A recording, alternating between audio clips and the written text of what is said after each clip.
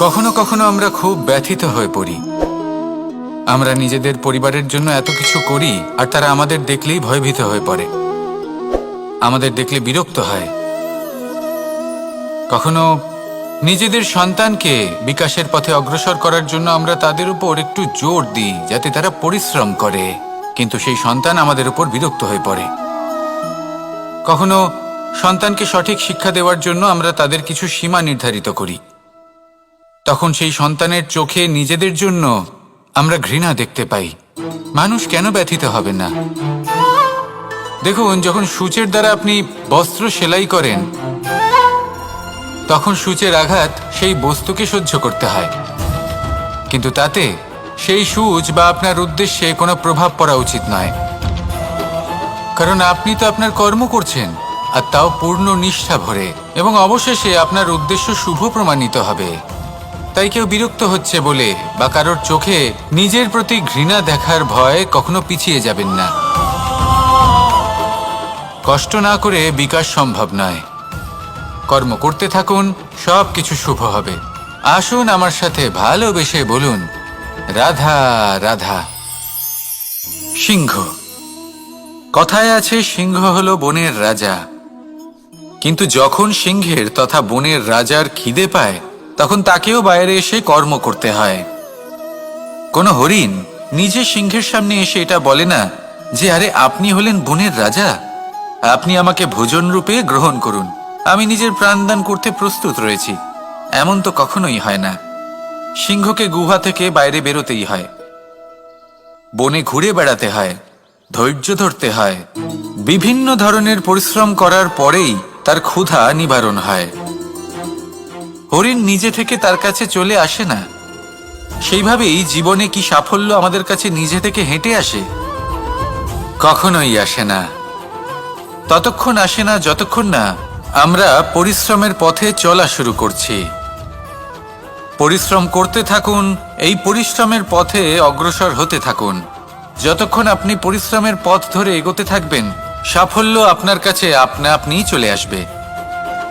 তাহলে জীবনে নিরন্তর প্রয়াস করুন, পরিশ্রম করতে থাকুন, সাফল্য লাভ করুন, আর আমার সাথে ভালোবেসে বলুন, রাধা রাধা। ক্রোধ আপনার অন্তরের আরও একটা শত্রু। এই ক্রোধ আসলে কি? আপনার মনের এক ভাবনা, যা আপনার মনেই উৎপন্ন হয়।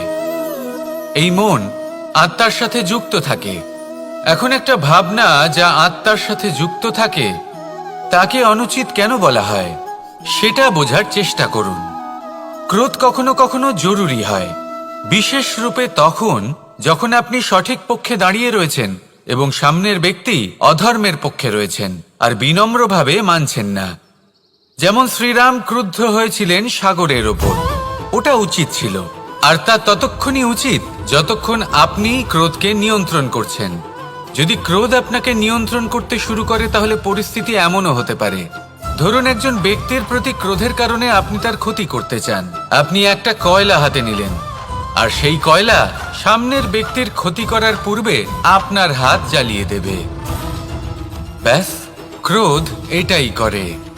সর্বপ্রথম আপনার ক্ষতি করে, আপনার বিবেক হরণ করে নেয়, আপনি আপনার নিয়ন্ত্রণ হারিয়ে ফেলেন আর সবকিছু নষ্ট হয়ে যায়। বেশিরভাগ মানুষ ক্রোধে এমন সিদ্ধান্ত নেন যে সেটা তাদেরই বিনাশের কারণ হয়ে দাঁড়ায়।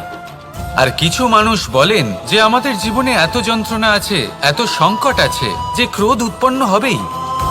আর এরকম সময় এটাই উচিত হবে যে আপনি নিজেকে ক্রোধের থেকে দূরে রাখুন আর তারপর সমস্যার নিবারণ করুন।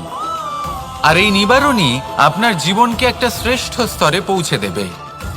তাহলে ক্রোধ থেকে দূরে থাকুন, সুপ্রসন্ন থাকুন, আর আমার সাথে ভালোবেসে বলুন, রাধা রাধা।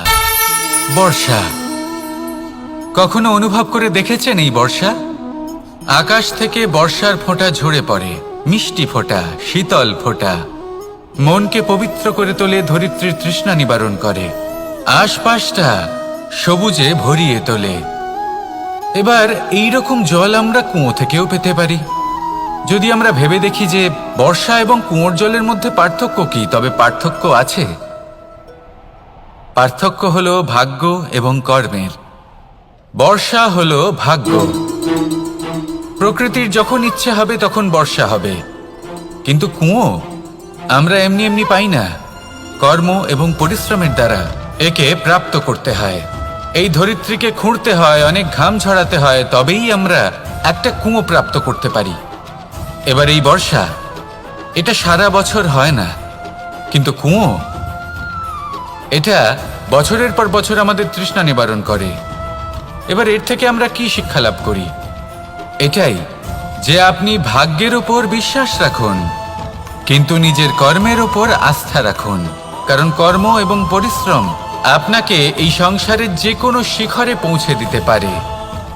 তাহলে নিরন্তর প্রয়াস করুন, কর্ম করুন, আর আমার সাথে ভালোবেসে বলুন, রাধা রাধা। এই সংসারে বড়ই বিচিত্র এক শব্দ আছে, মূল্য। এর প্রয়োগ আমরা জীবনেও করে থাকি, আবার ব্যবসাতেও করে থাকি। একজন উদ্যোগপতি সবসময় বলেন, ব্যবসার মূল্য সবসময় উচ্চমান হওয়া উচিত, তাতে লাভ বেশি। অন্যদিকে আরেকজন ব্যক্তি যিনি পরোপকারী, যিনি ঈশ্বরের দর্শনের অভিলাষী, তিনি বলেন জীবনের মূল্য সব থেকে উচ্চমান হওয়া উচিত। অনেক সময় মানুষ কি করে থাকেন, ব্যবসার এই মূল্য তা উচ্চতার শিখরে পৌঁছানোর লোভে জীবনের মূল্য নামিয়ে ফেলেন। যেখানে এই সমগ্র সংসার প্রেমের দ্বারা চালিত হয়। প্রেমই হলো এই সংসারের আধার। এবার যদি আপনি প্রেম করতে শিখে যান, তাহলে ব্যবসাতে নিশ্চিত রূপে লাভের সাথে সাথে কীর্তি এবং যশ লাভও করতে পারবেন। তা আমি নিশ্চিত রূপে বলতে পারি, কারণ ব্যবসাতে ওঠা নামা এসব চলতেই থাকে। জীবনকে আপনি যদি একবার উচ্চতায় নিয়ে যেতে পারেন, তাহলে তা কখনোই নামবে না। আসুন আর আমার সাথে ভালোবেসে বলুন, রাধা রাধা। আমাদের গৃহে অনেক কক্ষ রয়েছে, কিন্তু এমন কি আছে যে একটাই থাকে? আমাদের গৃহের দ্বার। এমন কেন হয়? অনেক দ্বার তো থাকতেই পারে। ভেবে দেখুন, একটা বিশাল ভবন রয়েছে, তার চতুর্দিকে অনেক দ্বার আছে। ভালোই হবে, যাতায়াত করতে সুবিধা হবে, কিন্তু এমন আমরা কেন করি না? এবার আপনি বলবেন যে এটার উত্তর তো সহজ, যতগুলো দ্বার থাকবে ততজন দ্বারপালও থাকবে। কে কখন কোথা থেকে আসবে, কোথায় চলে যাবে, সেদিকে খেয়াল থাকবে না। চুরির সম্ভাবনাও বেড়ে যাবে। যাক, এই বিষয়ে অন্তত আপনি বোঝেন। সেই জন্য আপনার গৃহে একটাই দ্বার রয়েছে, কিন্তু আপনার মনের বিষয় কি জানেন? আপনার মনেও কি কোনো দ্বার আছে? নেই? তার মানে যে কোনো ব্যক্তি যেখান থেকে খুশি আসতে পারে, আর আপনার মনে যা খুশি প্রবেশ করিয়ে চলে যেতে পারে। কোনো বাধার সম্মুখীন না হয়ে কোনো ব্যক্তি আপনার মনে যা কিছু প্রবেশ করিয়ে চলে যাবে, তা সে আমাদের পক্ষে শুভ হোক, অশুভ হোক, বা যতই ঘাতক হোক না কেন। সেই ভাবনা হতে পারে বাসনাময়, ক্রোধে পরিপূর্ণ, মতভেদে পরিপূর্ণ, বিদ্বেষ বা অহংকারে পরিপূর্ণ, বা কোনো ব্যর্থ ভাবনা হতে পারে। বিশ্বের যে কোনো ভাবনা মনে এসে বসবাস করতে পারে। এবার মনে যা ভাবনা থাকবে, মন সেটাই অনুভব করবে। নেতিবাচক ভাবনা যদি মনে ঘর করে, মন সুখ অনুভব কি করে করবে? সেই জন্য আবশ্যক হলো মনের মাঝে ইতিবাচক সত্তার দ্বার গড়ে তোলা। অর্থাৎ কোনো ভাবনা যদি আসে এবং ইতিবাচক হয়, তাহলে তাকে মনে প্রবেশ করতে দিন। যদি তা আপনাকে আর্থিক, সামাজিক, পারিবারিক, আধ্যাত্মিক লাভ দেয়, তাহলে তাকে প্রবেশ করতে দিন। যদি না দেয়, যদি তা নেতিবাচক ভাবনা হয়, তাকে দ্বার থেকেই আবার ফিরিয়ে দিন। যত শুভ চিন্তায় থাকবে এই মন, ততই শুভ হবে আপনার জীবন।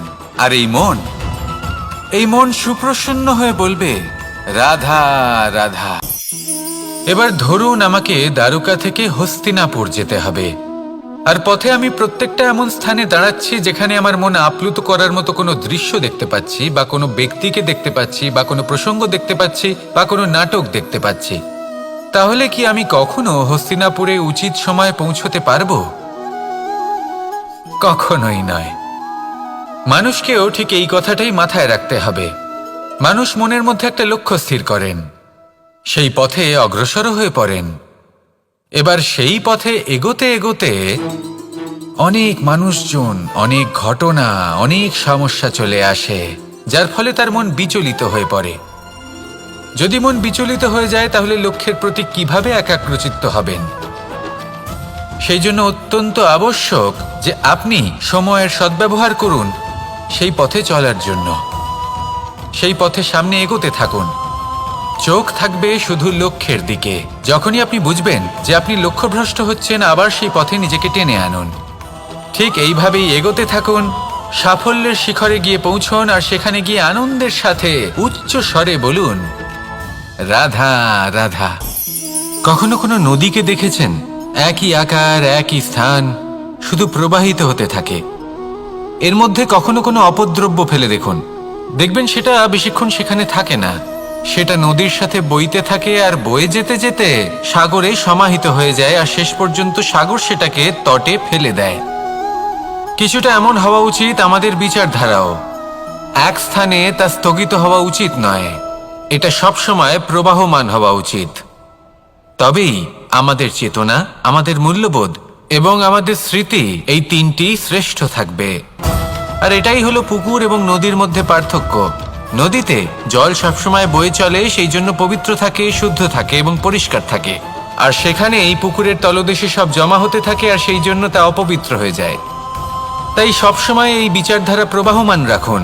যদি মনে কোনো ভাবনা চলে আসে, সেখানেই থেকে যায় এবং বিদ্যে থাকে, তাহলে তা বের করে দিন, তাকেও বয়ে যেতে দিন, এবং তার যা উত্তর হবে তা সময়ের সাথে আপনার সামনেই চলে আসবে।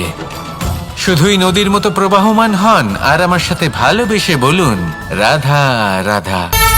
জন্ম এবং মৃত্যু, একটি হলো জীবনের সূত্রপাত, আরেকটি জীবনের সমাপ্তি। এটা হলো একটি চক্র, এবং প্রত্যেক চক্রের মতোই এটাও যেখান থেকে শুরু হয় সেখানে এসেই সমাপ্ত হয়।